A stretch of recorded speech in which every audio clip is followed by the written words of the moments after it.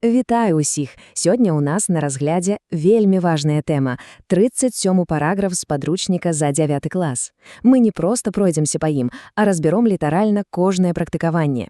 Мэта – асвежыць у памяці, што ж такое сінтаксіс, і самае галоўнае – паглядзець, як уся гэтая тэорыя працуе на жывых прыкладах. Ну што, гатовы? Пачынаем. Так, вось наш план на сёння. Спачатку крыху асноў, каб усе былі, так бы мовіць, на адной хвалі. Потым папрацуем са словазлучэннямі, паспрабуем сябе ў перакладзе. Далей паглыбімся ў аналіз тэкстаў і прозы і паэзіі. Ну і ў канцы, канешне, усё гэта падсумуем. План насычаны, таму не будзем мародзіць. І так, першы пункт – асновы. Зараз мы згадаем самыя ключавыя моманты з практыкавання 270-га. Гэта, ведаеце, той самы падмурак, без якога далей будаваць будзе складана. Так, і адразу да справы. Давайце задамо сабе два асноўныя пытання. Першае, што ввогуле такое гэты сінтаксіс? І другое, з якіх, скажем так, цаглінак ён будуецца? Гэта база, ад якой мы і будзем адштоўхоўвацца. Ну і вось, уласна, адказ. Калі казаць проста, то сінтаксіс – гэта роздзел граматыкі, які вывучае, як словы сябруюць паміж сабой, як яны складаюцца ў словазлучэнне і цэлыя сказы. І вось гэтыя две адзінкі, словазлучэнне і сказ, і ёсць галоўныя героі нашай сённяшняй размовы. Па-мойму, усё даволі зразумела. Добра, рухаемся далей па тэорыі. Давайце хуценька згадаем, што яшчэ важна. Віды сувязі ў словазлучэнні. Іх тры. Памятаем? Дапасаванне, кіраванне і прымыканне. І сказы. Іх жа можна класіфікаваць па-рознаму. Па мыце высказвання, па інтанацыі, па колькасці граматычных аснов і, нарэшце, па агульнай будове, простыя яны ці складаныя. Усё гэта наш рабочы інструментарый, які спатрэбіцца літаральна праз хвіліну. Ну што ж, з тэорыяй здаецца всё. Час пераходзіць да самага цікавага, да практыкі. Зараз мы возьмем практыкаванне 271 і на яго прыкладзе паспрабуем навучыцца бачыць розніцу. Дзе сапраўднае словазлучэнне, а дзе тое, што толькі ім прыкідваецца. Ось перад намі спіс з заданнем. Паглядзіце. На першы погляд, здаецца, ўсё падобна. Але гэта толькі на першы погляд. Наша задача – стаць такімі моўнымі дэтэктывамі і разабрацца, што тут што. Дзе тут словазлучэнне, а дзе не. Ну што, пачнем расследаванне? Так, давайце по парадку. Вось, напрыклад, праслухаць у запісе. Праслухаць дзе? У чым? У запісе. Ёсць галоўнае слова, ёсць залежнае. Класічнае словазлучэнне з кіраваннем. А побач сонца пераліваецца. А вось гэта ўжо не тое. Чаму? Ды таму, што гэта ж гатовая граматычная аснова, дзейнік і выказнік. Ідзем далей. 21 гэта проста адно слова, складны лічэбнік. Будзе рыхтавацца гэта форма будучага часу, па сутнасці адзін дзеяслоў. Таму галоўны прынцып такі: калі перад намі граматычная аснова, адна складаная форма слова, фразеалагізм ці нейкая службовая канструкцыя, то гэта не словазлучэнне. А цяпер другая частка гэтага ж задання, такая з зорачкай.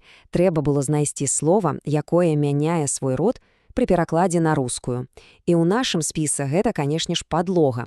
У нас яна жаночага роду, а ў рускай мове пол мужчынскага. І такіх слоў, дарэчы, нямала. Вось некалькі класычных прыкладаў. Наш сабака можа быць і мужчынскага роду, а руская сабака толькі жаночага. Або наш яблык, ён мужчынскага роду, а не яблыка ніякага. Вось такія цікавосткі. Добра, з гэтым разабраліся. Рухаемся далей, і наступны наш крок – гэта практыкаванне ў перакладзе. Вельмі карысны навык. На прыкладзе 272 практыкавання паглядзім на такія, ведаеце, падступныя моманты, асабліва на розніцу ў прыназоўніках і кіраванне паміж беларускай і рускай мовамі. Давайце проста параўнаем. Вось глядзіце. Па-руску кажуць «ухаживаць за сабакай», а як па-беларуску – «даглядаць сабаку». Заўважылі, прыназоўнік «за» проста знік. Або насміхацца над няўдачы. У нас будзе кпіць з няўдачы. Зусім іншы прыназоўнік. Ну і класіка жанру. Пайці за хлебам па-руску і пайсці па хлеб па-нашаму. Здавалася б, дробязі, але менавіта яны і робяць наша маўленне правільным і жывым. І ў гэтым жа заданні трэба было скласці сказы. Ну, каб замацаваць матэрыял. Вось, напрыклад, са словазлучэннем «клапоціцца пра кагосьці». Можна было скласці такі сказ «Бацькі заўсёды клапочуцца пра сваіх дзяцей». І па аналогіі з іншымі. Напрыклад, «Увосень лёгка захварыць на ангіну». Або «Малодшая сястра вельмі падобная да маці». Бачыце? Всё гэта адразу пачынае працаваць у кантэксце. Так, а зараз рыхтуйцеся, мы пераходзім на новы ўравень. Ад асобных словазлучэнняў да аналізу цэлага мастацкага тэксту. Паглядзім, як усе гэтыя сінтаксічныя правілы ажываюць у прозе Міхася Стральцова. Гэта практыкаванне 273. Проста давайце спачатку прачытаем і адчуем гэты тэкст. Аўтар малюе нам такую, ведаеце, крыху змрочную, але вельмі прыгожую карціну ранняй вясны ў горадзе. І звярніце ўвагу, які доўгі, разгалісты сказ ён выкарыстоўвае. Гэта не выпадкова. Менавіта такая складаная будова і дапамагае стварыць адчуванне плыні часу, спакойнага назірання. А цяпер давайце прэпаруем гэты тэкст. Па-першае, тып. Ну тут всё відавочна. Гэта апісанне стану прыроды. Па-другае, знакі прыпынкі. Чаму так шмат косак? Таму, што ў нас тут цэлы шэраг аднародных даданых частак, якія ўсе пачынаюцца за злучніка «калі». І яшчэ адна коска перад прыгожым параўнальным зваротам, нібы гронкі калінавых ягад. Далей. Словазлучэнне з першага сказа. Прыйшла ў горад, кіраванне. Найлепшая вясна да пасавання. Ну і на закуску правапіс. Пры слові нанач, увечары пішам разам. А ў слове ірдзеюць трэба быць уважлівым з безударнай галоснай. Ад вытанчанай прозы пяройдзем да паэзіі. Гэта яшчэ цікавей, бо ў вершах сінтаксіс часта працуе па-асабліваму. Будзем даследаваць ролю сінтаксічных канструкцый на прыкладзе верша Анатоля Вярцінскага. Гэта ўжо практыкаванне 274. Паглядзіце на гэтыя рядкі. Увесь верш пабудаваны на адным вельмі магутным прыёме, на антытэзе, ці, прасцей кажучы, на супрацьпастаўленні. З аднаго боку любоў, якая стварае, з другага варожнасць, якая разбурае. І аўтар выкарыстоўвае сінтаксіс, каб гэты кантраст зрабіць максімальна выразным. Давайце паглядзім, як мявіта. Такім чынам, асноўная думка – гэта барацьба добра і зла.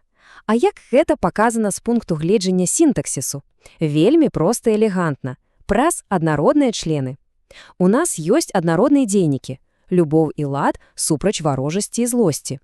І цэлыя ланцужкі аднародных выказнікаў. Любоў што робіць? Адкрывае, узвышае, вядзе. А варожасць кідае, садзіць на мель, прыніжае. І коскі паміж гэтымі дзеясловамі не проста так. Ямы падкрэсліваюць гэты перэлік, робяць яго больш рытмічным. Ну вось, здаецца, мы і дайшлі да фіналу. Увесь параграф за намі. Давайце зробім невялічкую паўзу, азірнемся назад і падсумуем. Што ж важнага мы сёння зрабілі і якія высновы можна з гэтага зрабіць? Мы сёння, насамрэч, прарабілі вялікую працу. Пачалі з сухой тэорыі, з азначэнняў, а скончылі разборам высокай паэзіі.